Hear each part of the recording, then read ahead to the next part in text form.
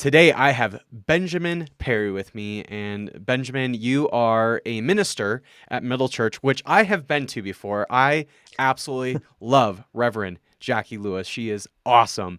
And I think it was maybe like 5 or 6 years ago, I went to one of the Rev Love conferences and it was unbelievable. So I have been in the building of the church that you minister at.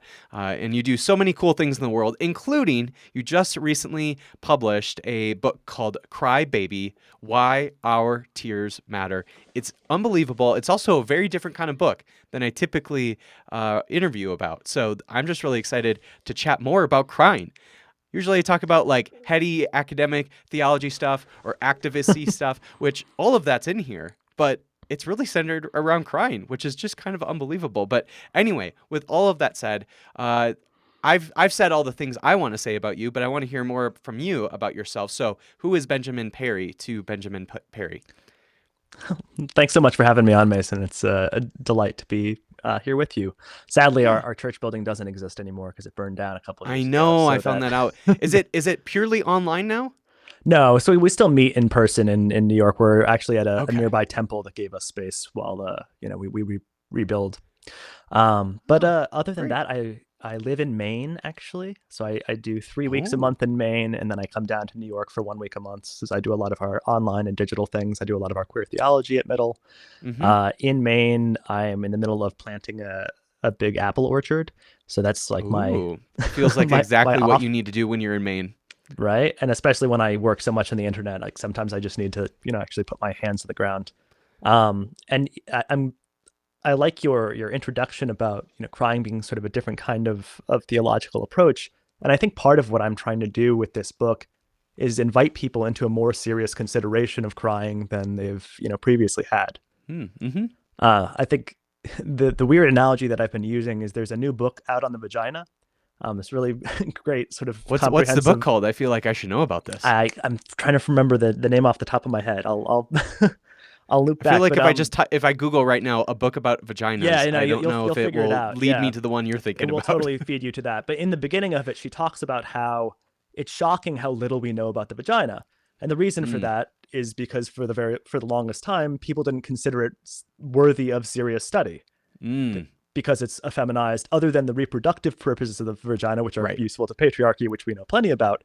All of the right. other pleasure, the basic anatomy, people were just like, well, I don't know, it's kind of mysterious. Who knows what's going on in there? Because we don't take things that are effeminized to be worthy of serious consideration. And so while, Right.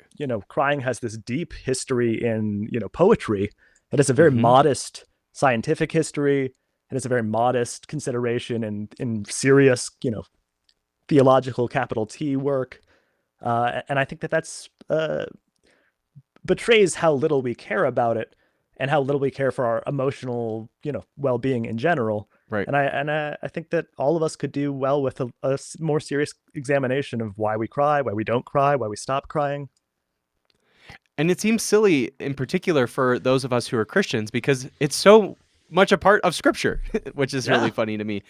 Before we dive into the book more, I want to hear a little bit more about kind of yourself and as you wrote the book. Is this your first book, by the way? it is my first book. It I'm is your super first book. excited. So, in the process of writing your very first book, and I know you've written a lot of other things, you went to seminary, you did all the things like that. So, you've written before, but in terms of your first published book, is there anything you learned about yourself while you're writing the book where you're like, "Wow, did not know that about myself before. That's great." um, I guess for me, it's more the process of learning to cry again, which was sort of the Mm. germ of that book. Mhm. And where that started was where I uncovered a lot about myself, and specifically how much I had, uh, how much trauma and pain I had buried. I think that I, in my early 20s, was under the impression that I was like doing pretty good. And Hmm. then I had a seminary professor who invited us to sort of consider the last time we had cried, and I realized it was more than a decade ago. I like couldn't even remember the last time I had cried before that Mm. moment. And all of a sudden, I realized how much I had become emotionally deadened without even noticing it. And so I Mm. think actually the process of writing the book, so that was, 10 years ago now, but the whole process of writing the book and digging into all of that again was again this exploration of a lot of the parts of myself that I had covered, the internalized homophobia that I had dealt with when I was a kid. That even though now I'm out and do a lot of queer theology stuff, I can forget how much those kinds of shame and hurt and pain and things that we cover up are still salient even after we think we've overcome them. That Mm, like that mm-hmm, crying, and for me that process of writing about crying was an invitation into embodiment to feel some of the things that we can safely tuck away in our heads. I mm-hmm. think that one of the things that's sneaky about theology, about sort of any kind of intellectual heady work, is we can take things that we've felt in our bodies and remove them to a place where it's safer, where we don't actually have to feel them. And I Right. think that that sort of crying, and for me also that writing process, is moves it back from the head into the body again, and you're like, ooh, that still hurts. That's Mm. still pretty tender. I want to hear a little bit more about your journey in crying. Obviously, for a lot of us, especially, we grow up as children. We cry a lot for lots of different reasons, Yeah. and some people remain pretty emotional, right? They remain, pretty pretty easy criers. In fact, I was just talking with one of my colleagues at the seminary I work at, and I was mentioning, I kind of joked with her. I'm like, it does not take much for you to cry. And we had graduation, and I said, so make sure you save up enough tears for graduation. uh, but for someone like her, she it's pretty easy for her to cry, but for some of us, it's like we lose this ability, right? Yeah. It's just in the same way, at some point we kind of lose this like imaginative, playful ability. A lot of us do, Yeah. like that we had with as kids. We could make Legos, and we could do make believe and all these different things. And at some point in that process, a lot of us kind of lose that ability. And I think one of those things is crying. And I'm curious for you, like, how did you journey back into being a crier? Yeah. Were there practices where what was that journey like? And it's interesting. You started off by saying a lot of us, cry early, like easily early on. And the truth is, all of us, every single Yes. one of us, begin as habitual and frequent criers. Like that is the universal way that we communicate as infants, and even throughout, much of our early childhood. Even the kids where parents will be like, "Oh, he's so good. He never cries." Like kids still cry a lot. That threshold is intentionally inflated. And I think that why we end up crying less is really a product of support forces that suppress it. I don't think that Mm, that's actually a natural process. I don't think we grow out of crying. Those of us who do end up crying less, or for a long period of our lives may stop crying entirely. I don't think that that's sort of a natural outgrowth of like, oh, you got older and you started doing differently. I think right. that that's a product of social forces that don't want us to feel that kind of way. Exactly. I think a lot about the quote that Bell Hooks writes in The Will to Change, where she says that the first act of violence that patriarchy demands of men is not violence against women, but violence against the emotional parts of the self. That Mm. we're asked as men to kill off the emotional parts of ourselves. Mm-hmm. And I Mm-hmm. think that one of the misconceptions I think some people have about crying is that it's a symptom of toxic masculinity, that extinguishing of crying is an outgrowth of toxic masculine behavior or ideas, when actually I think that's the reverse. I think that process of deadening ourselves, of killing our own emotionality, is part of what feeds toxic masculine behavior. Mm-hmm. Because what is crying, other in many parts, in other many times, other than a taking in of somebody else's pain, that ability Mm. to empathize, to feel the world so deeply that we actually it erupts out of our own bodies. That's a deep empathy process.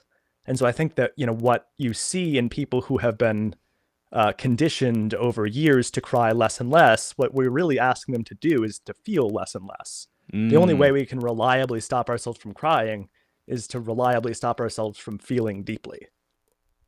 So one of the kind of first moments of my life where I felt that conditioning, or I even remember that conditioning around not feeling like I should be able to cry because I was a boy, there was, and maybe you don't remember this at all. I don't know how much of a sports fan you were or not, but I was a big sports fan. And I remember there was this really famous basketball player named Adam Morrison in college. I think he played for Gonzaga. And it would have been like 2005, 2006. So like just over 15 years ago now. Mm-hmm. And I think he was playing in like the Final Four in the NCAA tournament. And it could have been even maybe the national championship, but his team lost in pretty dramatic fashion, and I don't think he had a particularly good game. And I remember, like, in those final seconds, as it became very obvious that the other team was going to win, he breaks down on the floor.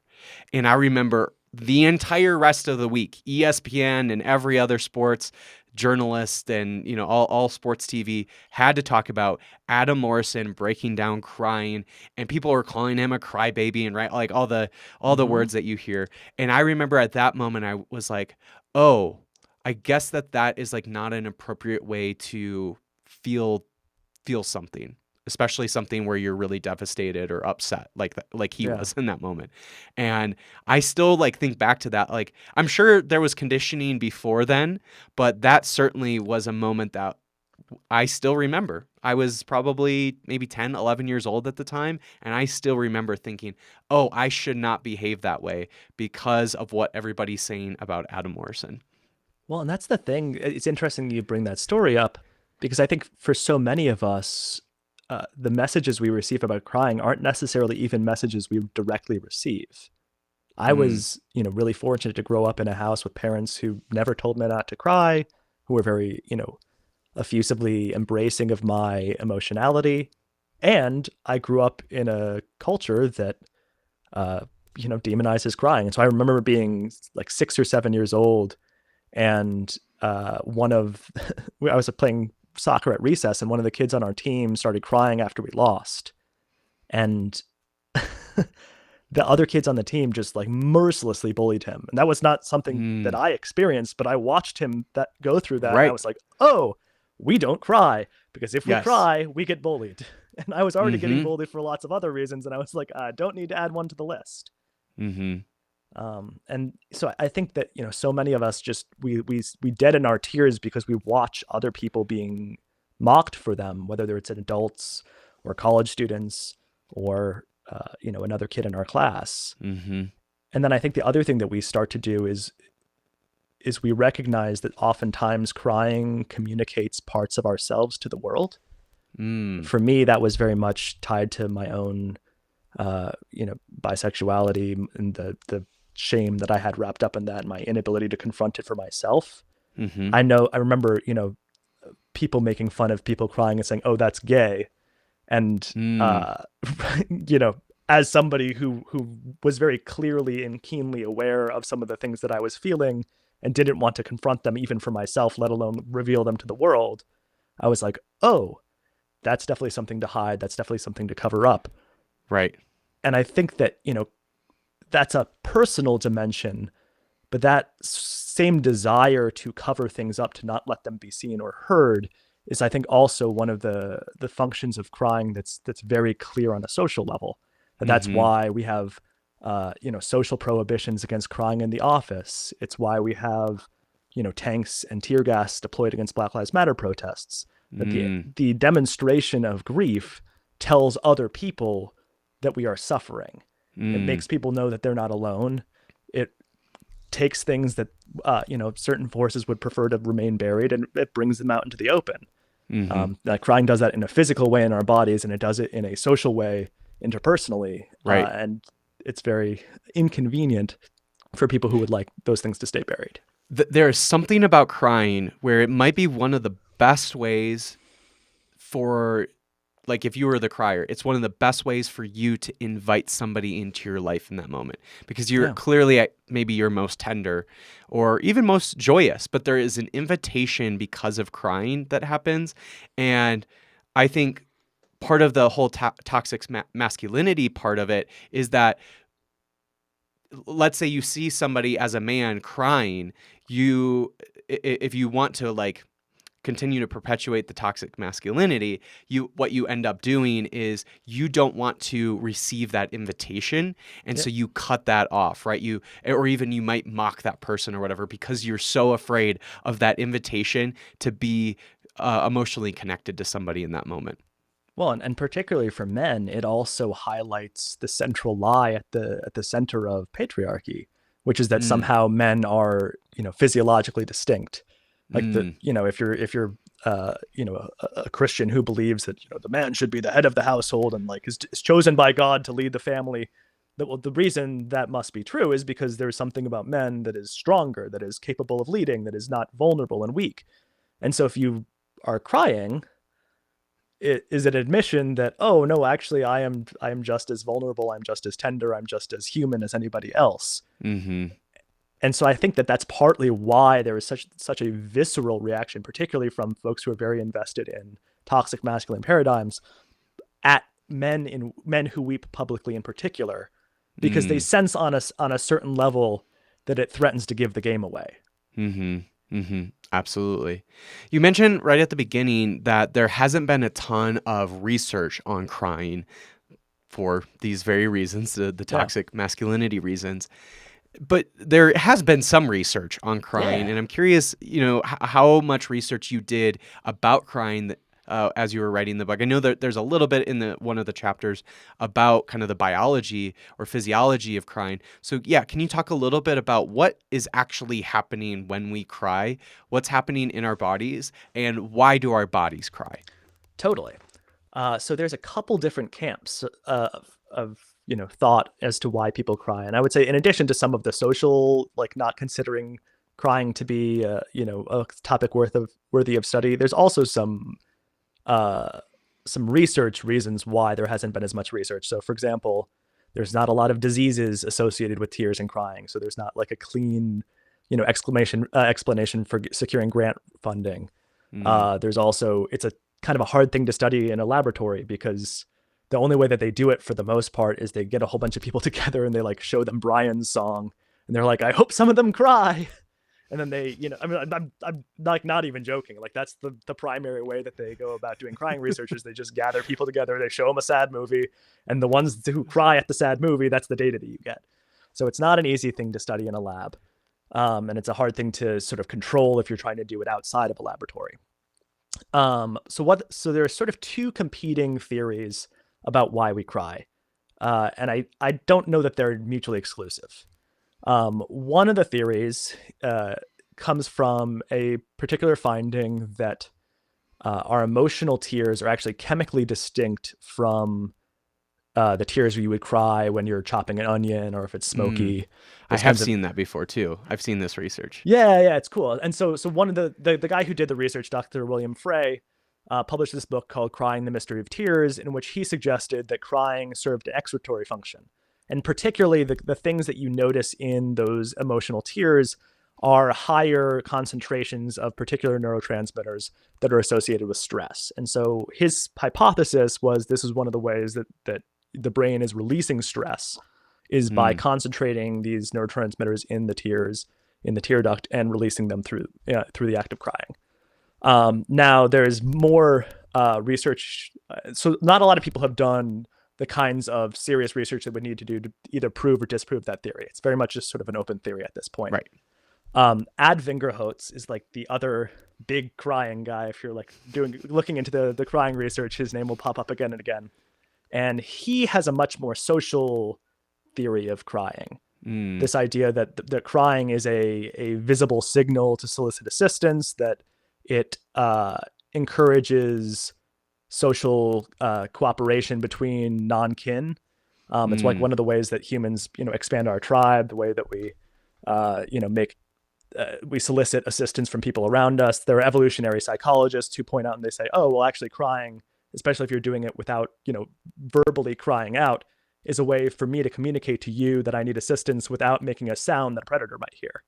So it's a mm, way to, just to secure that kind of assistance. And there are things, when they do studies that they've found that like across cultures, people are more likely to provide assistance if they see somebody crying. If they see someone mm-hmm. crying, they're more likely to say, oh, that's a sad person than if the person just looks sad. Right. There Um, is a social bond that you form in the engagement with somebody who's crying. And so, because humans in particular are social creatures, it does yeah. seem to make sense that you would want to form more bonds. And that is one particular way to form a bond with somebody. Well, and that's like one of the reasons why I think so much of this research we know kind of in our bodies and we know it to be true because we are people who have cried or have been around other people crying. So even when they're like, ooh, research hasn't been able to really demonstrably show that you feel closer to somebody after you cry with them.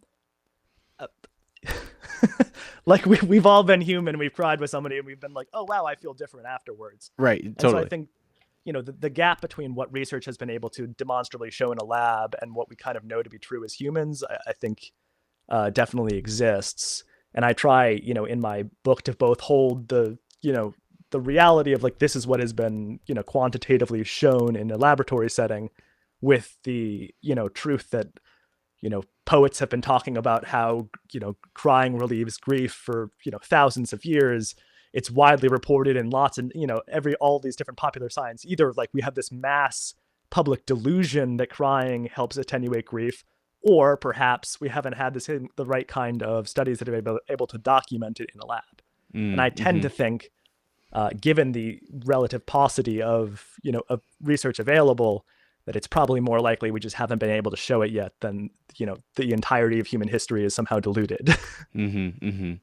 We already have touched on this a little bit about why people stop crying, Yeah. but I'm thinking of systems like, again, toxic masculinity, Mm-hmm. white supremacy, and even capitalism. And Yep. obviously, all three of those are connected. But can you talk a little bit more about how these different systems end up creating a way in a person to feel like they shouldn't cry or that it's not appropriate to cry? Yeah. I'll start with capitalism because I think it's an interesting place to look at sort of how crying exists within a frame. One of my favorite things that I was doing while I was doing research for the book, because I conducted all these different interviews with all sorts of folks about crying. Um, and I spoke a lot with coworkers of my partner who used to work at a popular women's website that I won't name by name, but if you do some digging, you could probably figure it out. And this was like the most toxic and abusive corporate environment. And it was one in which all of her coworkers talked about how they would cry frequently. Mm, Um, and all of them did it privately. There was like an office stairwell that was known as like the place you go to cry. And so even as they were, writing these articles about how, oh, it's so important to be emotionally expressive in the workforce. Oh, this is the kind of, workplace that really helps people thrive. One of her coworkers said something along the lines of like, it was like writing professional fan fiction because, we're writing, oh, this is the kind of workplace that should exist. And it definitely wasn't the one that they were all living in. mm, And yet almost all of them reported experiencing that like it was a personal failing, like they weren't tough enough to make it in the office, not that the office was this abusive place that was making everybody break down. mm. And I think that that's one of the reasons why we have it's unprofessional to cry at work, is because if all of a sudden everybody's crying because they're so stressed out they're breaking down, it's a signal, like that's the kind of thing that provokes unionization. I think that if people see like, oh my God, everybody around me is breaking down and can't handle this incredibly like they were supposed to be publishing 25 articles a day, which is a wildly unrealistic Right. thing, and it means that you can't be doing good work, and it means you're constantly stressed out and you can't take lunches and you're working from the time you wake up to the time you go to bed. The It first was. rule of union busting is making sure no one cries. Yeah, no, I mean, but for real though, like if people actually know how much other people around them are suffering, it breaks that lie that like, oh, I'm just not strong enough to make it. And it shows that like the expectations of making it are wildly unrealistic. And so Mm, I think that, it's a really quotidian way that we see crying suppressed, but one that I think is very revelatory. mm, Um, you know, then I would talk to other folks who, are women of color in the workplace, who report this sort of double bind of not only am I, a woman and therefore, crying is a particular kind of unprofessional, but even when I watch, my white female colleagues cry, they're treated in a very different kind of way than my tears are received. And the respectability politics of an office and workplace just, make that an even deeper sort of structural violence against, fully showing up and fully being human in the office. mm-hmm, And that's, mm-hmm. again, we're talking about just, the workplace, but then you zoom out a little bit and you see the way that crying and grief in particular is suppressed across a culture, and it's very very clear. I mean, what is a Black Lives Matter protest if not an expression of grief. Right. Like, yes, it's a protest, but it's also, people are saying this person we loved is dead and they shouldn't be. Uh, I know when I was doing the research for the book, I really loved talking with Kelly Brown Douglas, Mm, and she was talking about conversations that she had with Trayvon Martin's parents and how mm, surprised Trayvon Martin's father was that Sabrina Fulton's tears weren't received by the jury. That he really thought that when they saw Trayvon's mother crying, they would go, "Oh, this is somebody's son." mm, And that didn't happen. And I think that the box that we have set up around, and this runs very, very deep. If you go back and you read Thomas Jefferson's notes on the state of Virginia, he writes about how black people's grief isn't real grief. It's a simulacra of grief, that it looks like grief, but it's not really grief like we have grief. mm, And I think you can see the reverberations of that very, very clearly in the way that we treat some people's tears as genuine and authentic, and other people's tears as histrionic or an overreaction or something to be cast aside. mm-hmm, mm-hmm, And I think that if you live in that system for long enough, where you're told again and again that your tears don't mean anything, then you start to ask why you're crying them in the first place. mm-hmm, mm-hmm. One of the most famous verses in the Bible is Jesus wept. It's the easiest one to memorize too, which is great. Yep, What should we know about crying in the Bible? Obviously, there's Jesus, and maybe you want to talk about Jesus crying. I'd love to. But there's also plenty of other places in the Bible where people are crying and weeping. So, can you talk a little bit more about Jesus crying in the Bible and also the other examples of crying happening in the Bible? Yeah. So I love Jesus crying over Lazarus because he cries before he resurrects Lazarus. And I think that's really Mm, important. Jesus he gets there, and Lazarus has been dead for 4 days. And the first thing that Jesus does is he sits with Mary and Martha in their grief. He doesn't try to fix it. He doesn't try to make it better. He doesn't say, "Don't worry, I'm here to change it all." mm, He sits down and he cries with his friends. And I think, particularly as we're thinking about ways that we should show up for other people in their grief, it's very easy to quickly go into the mode of making it better. One of the things that I loved learning in CPE that has really stuck with me is I had a supervisor who told me that when you're sitting with somebody who's crying, usually very often we put our hand on their back and we rub in a circle. mm, That's what we do when we're sitting with somebody who's crying. And what this communicates is my own anxiety about you crying. It says, like, "Please stop crying." When actually, if you just sit there and put your hand on their back and you just leave it still, that communicates a very different thing. That, like, I'm here, I'm mm, present with you, I see you crying. You know, you're not alone. And so what I see Jesus doing in that story is just is being real and human with Mary and Martha before we get the Lazarus come out and a good biblical mummy. And I love that. The other place that Jesus cries, and I think we oftentimes forget this, is when he cries over Jerusalem in Luke. And so in those two stories, we have Jesus crying in a very interpersonal way, and then we also have Jesus crying over a people.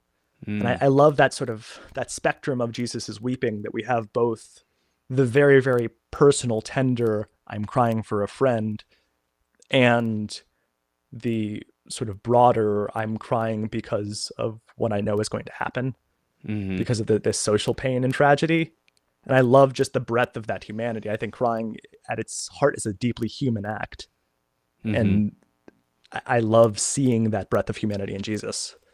One of my other favorite stories to talk about with crying is Joseph. mm, Because Joseph cries a few different times in over the course of Genesis. I It's not recorded, but I imagine Joseph probably cried when you know they were stripped and beaten and thrown in a well, um, mm, or sold to enslavers. And that's the call story. Joseph is called as a prophet in his own blood and tears. Um, but then fast forward, the two times that it is documented that Joseph cries is the first time when the brothers come and they ask for assistance, and Joseph leaves the room and starts crying before he comes back and he says, okay, go back and get your brother Benjamin. And he starts testing his brothers to see, have they really changed? Mm. Um, you have this private moment where Joseph is just moving through the grief that he has experienced seeing his brothers. And I think one of the things that we see again and again when it comes to tears is that tears often precede moments of transformation. I think Mm. that was one of Mm-hmm. the things you asked, what was different when I was writing the book. I think when I first started writing the book, I oftentimes saw tears as like a product, a place we get to that, we go through a whole lot of stuff And and then then you we cry. cry. When Yeah. actually now I mostly see tears as sort of stepping through a doorway, that they're Mm. oftentimes the beginning of stories of transformation. Mm. And so that's very much what I see in Tears Joseph. of This, liminal space. yes, exactly. And so Joseph literally moves into a liminal space, like he's holding court at the Pharaoh's court, and the brothers come up, and he leaves that holding court to go into this physically liminal space, to enter this emotionally liminal space. And that's what allows him to go through and really process the pain and the tragedy of like the violence he's experienced at the hands of his brothers. And then he comes back and he tests them. And I love that whole story in general, in part because it's such a good model for like when we're talking about forgiveness and atonement, who gets to control the process. Like Joseph from step one to the end is the person who controls when and if he forgives his brothers. Mm-hmm. But it's the crying that sort of invites that and makes that even possible. And then they go back and they get Benjamin. They come back and he, tests them again. And again, he leaves the room and cries privately in this side chamber before he comes back and reveals himself. And so you have these two crying episodes that sort of bookend this this process of self-revelation when he again, comes out and shows himself and reveals himself to his brother. Mm. And from a queer theology place, I really love, the trans readings of that story that like Jay Mace and other folks will tell about, Joseph wanting a princess dress, and I really can't see the story any other way now. And so when I think about, the violence that trans youth are experiencing right now, and I see this story in the Bible of somebody who decides to come out on their own terms, and tears are what water that process. Mm. I know that's just a really, really powerful and poignant moment for me that Mm-hmm. I hold on to when I'm crying, when I feel like I don't know what to do. Mm-hmm. I think about Joseph crying in that side room before he makes the choice to reveal himself and do Mm-hmm. something brave. Mm-hmm. Well, we have those stories, and then we also even have literal books like Lamentations and the Psalms of Lament, even in Yeah. the Book of Psalms. I mean, those books about literal lamenting, right? I would imagine crying is a central process Yeah. to even those books. Yeah. My heart cries out to the Lord, Mm-hmm. I mean, and talk about a scripture that I have sat with a lot, having moved through my own church burning down, you know, the opening words of Lamentation, how desolate lies the city that was once so full of people. Like those are the words that go through my mind every time I pass the shell of our old church. Um, and that's been a really interesting to sort of take it out of the Bible and into watching a community live a kind of exile experience that is so resonant with the exile that we read about in Lamentations, the kind of exile that provokes some of those psalms of lament. I've like watched this congregation move through, particularly, one of the things about Middle, it's a deeply queer place, and a lot of people find Middle because they've been thrown out of other houses of worship. They grew up in evangelical spaces, they grew up, in other sort of toxic parts of Christianity, and they were told you don't belong, there's no place for you here. And so they found Middle as a home. In the first place, they were really told God loves you. And then those same people, many of whom had finally had found this home, this temple, this place to be, this place to belong, then lost that home again. Mm. And that's so incredibly heartbreaking and tragic. Mm-hmm. And having, cried with members of the church and having, you know, worship services in the street in front of the ashes of our building. I can't read those texts of exile, those texts of, the destruction of the temple, those took on a whole different kind of, embodied dimension than when I read about them in seminary before I've had this experience. Right. You might know that I'm into process theology. Certainly, my listeners know that I'm into process theology. I do. And Thomas Aquinas was famous for saying that God is the unmoved mover. But process theologians have twisted that a little bit and have said that God is the most moved mover. So, what are your thoughts about a God who is, in a sense, probably outcrying us? God could cry more than we could even. But what are your thoughts about a God who can outcry us because God is the most affected by what we feel and experience in the world because God is the most moved mover? What are your thoughts about that? Yeah. There's the text in Revelation that I really struggled with for a while about, that God will wipe every tear from the eyes. Mm, And I remember somebody on Twitter pointing out and saying, well, that doesn't mean that in that eschatological future that people aren't crying. It just means that God is crying with them and you know and holding the tears that fall. And I think that, when it comes to a God who's dynamic, who is in process, who is changing as we are changed, yeah, that weeping that God experiences in suffering, the sort of the God of who suffers with us, not the traditional sort of, that's process has been really, helpful in my own understanding of how to reconcile theodicy, of how to mm-hmm, understand, you know, why would we suffer this way if God does not want us to suffer this way? That knowledge that God is suffering with us, that God mm-hmm. is weeping beside us, is an incredible source of comfort. And letting go of some of that, omnipotence of God in exchange for truly believing and being able to believe in a visceral, emotional way that when I am broken and weeping, that God is weeping next to me because God isn't able to just wave a magic wand and make it better. That, Mm. to me, is a much more personal relationship with God than I ever had when I sort of clung on to more traditional formulations. Like, I think that that's one of the sort of great ironies of evangelicals who will be say like, oh, you need to have a personal relationship with God, and then define God in such a way that it becomes almost impossible to have a Of a personal person, relationship. yes, exactly. It's like this like profound irony. Like, whereas, actually that God, that process God, that God who is changing with us, that God who is suffering beside us, that's a God that I can actually have a relationship with. Mm-hmm. It's pretty tough to have a relationship with somebody who isn't changed and moved by you, right? Really Yeah. difficult. So it's hard to believe that God is the one exception to that. The hell?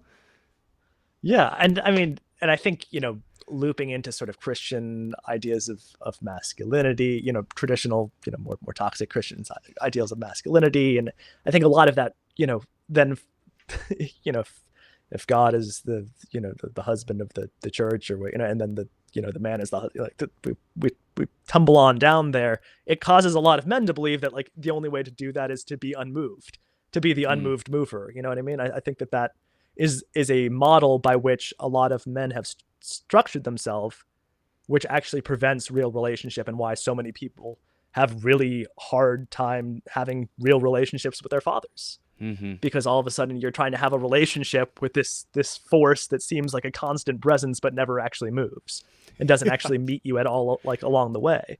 I don't think Yes. that's like a coincidence. I think it's very much a causal effect of models of theology that portray God in a particular kind of unchanging way. Mm-hmm. Mm-hmm. At the beginning, you talked about you had this experience as a boy where somebody said that crying is gay, something along Mm-hmm. those lines.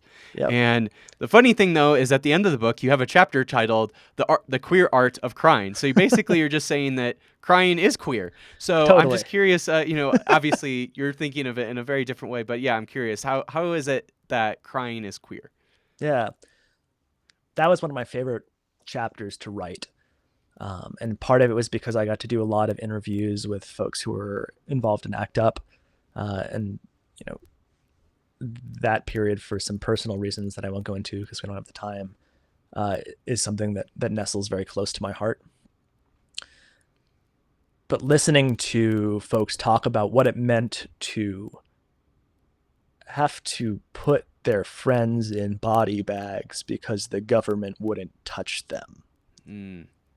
and weeping, and then transforming that weeping into weeping that was also rage, into weeping that was also grief, into pouring folks' ashes out on the White House lawn, into carrying people in caskets and watching the police tear the caskets out of their hands and drop their friends on the ground. Like that kind of incredible pain that so many folks, like queer folks in the generation preceding me, experienced is a model for crying that I think we would learn greatly as a culture by digging into. I think that Mm. was one of the reasons why I really wanted to tell those stories, is because when I was looking at the third chunk of my book is, okay, if you could get rid of all of those social forces that keep people from weeping openly, what would a culture that really embraces open weeping look like? Mm. And queer communities are one of the places where I see that radical authenticity, that embodiment, that willing to be a full person, even in the middle of systems that are trying to break you, Mm-hmm. that duality of wholeness and brokenness, that for me is a deeply queer place. I think a Mm-hmm. lot about The Queer Art of Failure. It's one of my favorite little queer books by Jack Halberstam, in which Jack writes about how one of the defining features of queerness is an unwillingness or inability to succeed by traditional, social markers of success. That if, you know, what it means to live a successful life by heteronormative standards is not available to you, well, then what beauty and love and grace can you find in failure? Mm-hmm. And I know that crying has been such a core feature of my own queer relationships, of the communities that I'm in, whether that's weeping in ecstatic dance, whether that's weeping in moments of, tragedy after the Pulse shooting or after the shooting in Colorado, whether that is just being with friends in moments of their own tenderness and grief. That willingness to sort of, because I've let go of some of those things that used to hold me back about the fear of crying being gay, and have now, Mm-hmm. joyfully entered queer communities, it becomes a real freedom to just say, no, I'm going to radically affirm all of the things that I'm feeling. And Mm. I think that gift is something that queer communities have to offer a broader culture if we would only accept it. Mm-hmm. You've already started to touch on this a little bit, but how do you think the world would change if we all, especially straight white men, felt the Mm-hmm. permission to cry more? What's the kind of world do you think would exist if that was a reality? Well, I think one of the things we would see is less interpersonal violence, of Mm. whether that's, the emotional violence of all kinds of caustic, you know words, or the very physical violence that so many people uh, enact against their neighbors. Mm-hmm. I think that the more we are in tune with the pain that other people are experiencing, the less we are likely to be causers of that pain. Mm. And so I think that, again, if one of the reasons why those social forces try to extinguish tears is to create people who are capable of causing harm without experiencing that kind of cognitive dissonance, by unwinding that and by retraining ourselves to feel, by rewiring our emotionality so that we feel deeply, hopefully it becomes a way to avoid enacting that kind of harm against others. I tell a story in my own uh, like I tell a story from my own family in the book, where I was at my family, like a number of generations ago, used to run a sawmill up in upstate New York, and I was going through the house, and we found a DVD of like an interview with a great great uncle of mine when he was like in his 90s, and he grew up as like the youngest son of this family who owned the sawmill that like ran the entire town. And in it, he was talking about how his father told him never to go drinking in the local bar because you don't want to get too close to people who will one day work for you. Which is uh, a very like unintentionally revelatory thing. It's like, oh, you don't want to actually become close to somebody who you might have to harm, is the subtext there. Because then it becomes harder to fire them. It becomes harder to, to do something interpersonally violent. You know, obviously, probably, hopefully, not in a physical sense, but certainly in a structural sense. And I think that, you know, if we start to raise children who really feel the world deeply and don't stop, it hopefully becomes an invitation to have a different kind of emotional relationship with one another, a different kind of emotional relationship with the suffering that we see around us, whether that's physically seeing or seeing something on the news and wanting to do something to change it. The tagline of my podcast is exploring, inspiring, and liberating theologies. How do you hope Crybaby inspires and liberates its readers? Yeah, a lot of people have asked me, oh, so do you want people to cry more? And sure, yeah, like I think on the whole, crying is a good and healthy thing. And if more people were more open criers, that I think the world would probably be better. But that's actually not what I'm really hoping that most people get out of my book. If that happens, great. What I'm really hoping is that people will start to let go of some of the shame that they have around crying. I think so many of us grow up with all of this shame associated with crying. That we are open weepers because that's how all people start. And then at some point we realize, oh, the world will look at me in a particular kind of way if I cry. And we don't immediately stop crying because, again, it's this deeply human thing that is just an emotional response to the world.